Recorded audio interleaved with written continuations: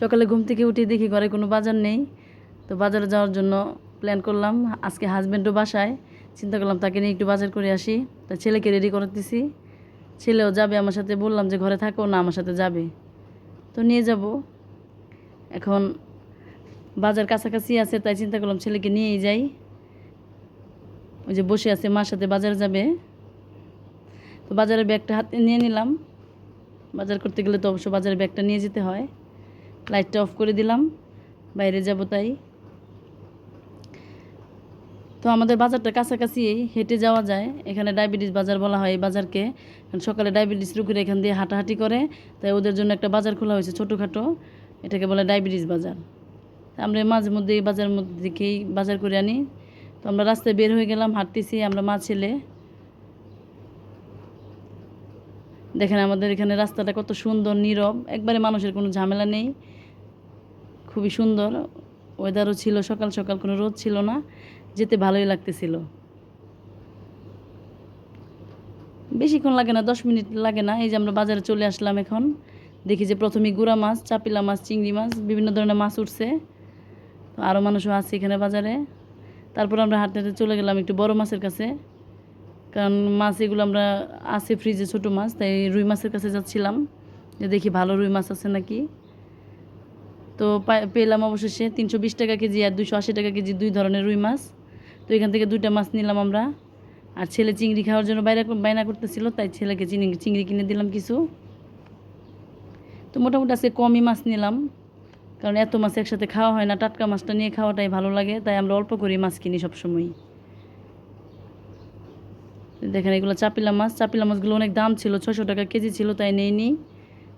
এখন আমরা চলে যাব কাঁচা বাজারের উদ্দেশ্যে। হাতের ডান পাশে এই কাঁচা বাজার, এটাকে ডায়াবেটিস বাজারই বলে। এক সাইডে মাছের বাজার, গোস্তর বাজার, এক সাইডে এই কাঁচা বাজার। এখন আমরা চলে যাব সর্বপ্রথম লাউয়ের দোকানে, লাউ কিনতে যাব। লাউগুলো অনেক সুন্দর ছিল। তো লোকটাকে বললাম যে লাউ কত করে, বলে 60 টাকা। আমি বললাম যে 60 টাকা না, যদি 40-30 টাকা হয় তাহলে দিয়ে দিবেন, বলে 40 টাকা না। তারপরে একটা করা লাউ ছোটো দেখে 30 টাকা দিয়ে নিলাম। লাউটার চেহারা দেখেন একবারে সবুজ, খুবই সুন্দর। তো লোকটা দিল, একটা ভালো লাউ দিল আমাকে। এই লোক দেখা যায় আরও মানে আরও অনেক কিছু বিক্রি করতেছিল, কাঁঠাল, কিন্তু কাঁঠালগুলো নেই, একদম ছোট ছিল কাঁঠাল। এগুলো তরকারি খাওয়ার জন্য ঠিক আছে, তো আমরা তরকারি খাই না। তো আমরা চলে গেলাম সামনে, আর কিছু নেব না। এখন আনারস নেওয়ার জন্য একটা ভ্যানের কাছে গেলাম। দেখি যে আনারস, 4টা আনারসই আছে, খুব সুন্দর, পাকা ঘ্রাণ আসতেছিল আনারস থেকে। তো বললাম ভাই আনারস কত, বলে 40 টাকা পিস। তো আমাদের চীনা লোক ছিল দেখে 30 টাকা দিয়ে দিল। তো এই আনারসটা আমি বলতেছিলাম বারবারে দেন, উনি বলতেছে যে এটা কাঁচা হবে, ওটা নেও ওটা নেও। তো ওটা দোকানদার ভালো বুঝে, তাই আমি বললাম যে আচ্ছা দেন, আপনিই দেন। তো দিল একটা আনারস, শেষমেশ 30 টাকা দিয়ে আনারসটা নিলাম। আনারসের দোকান থেকে দেখা যাচ্ছে সামনে কাঁচা আম বিক্রি করতেছে। আমি তো আমার হাজব্যান্ডের কাছে বাইনা, তাড়াতাড়ি আসো তাড়াতাড়ি আসো। এখন এসেই পড়লাম কাঁচা কাঁচা কাঁচা আমের কাছে। তো কাঁচা আমগুলো খুবই সুন্দর ছিল। দাম জিজ্ঞেস করলাম, বললো 130 টাকা করে। তো 130 টাকা করে আম। আমি বললাম যে একটু বেশি নেও। আমার হাজব্যান্ড বললো নিয়ে কী করবা, ঘরে তো নষ্ট হয়ে যায়, আবার কিনে নিও, কম করে নেও। তো অবশেষে কাঁচা আম কিছু নিয়ে নিলাম, কারণ কাঁচা আম দিয়ে আমি ভর্তা খাবো আর ডাল খাবো। ডাল আমাদের ঘরে খুবই পছন্দ, আমার ছেলের খুবই পছন্দ কাঁচা আমের ডাল।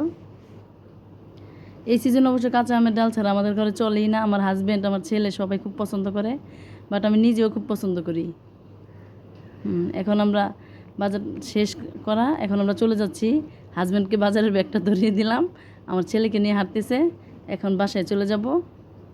হেঁটে হেঁটেই যাওয়া যায়, তাই হাঁটাটাও ভালো, সকাল সকাল তাই হেঁটেই গেলাম। অবশেষে আমরা বাসায় এসে গেলাম। এই যে আমি এখন বাজার বের করতেছি,